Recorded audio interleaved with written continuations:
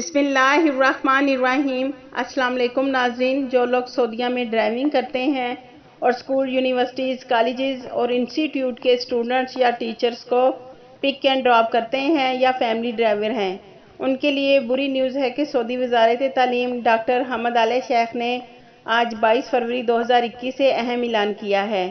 تفصیلات کو آگے بڑھائیں گے، مگر اس سے پہلے اگر آپ نے بسمہ نیوز کو سبسکرائب نہیں کیا تو سبسکرائب کر دیں اور بیل آئیکن کو پریس کر دیں تاکہ ہماری ہر نئی ویڈیو آپ تک بآسانی پہنچ سکے۔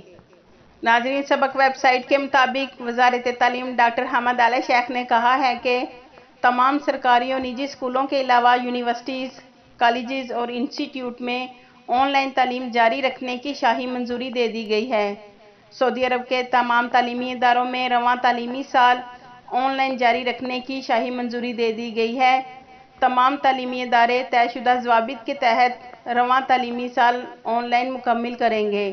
انہوں نے کہا ہے کہ ملک میں کرونا وائرس کی صورتحال اور گزشتہ ہفتوں کی کیفیت سامنے رکھتے ہوئے فیصلہ کیا گیا ہے۔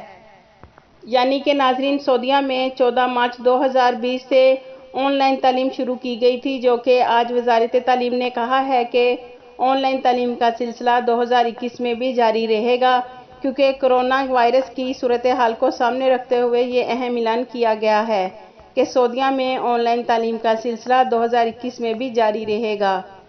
آپ کے قیمتی وقت کا شکریہ۔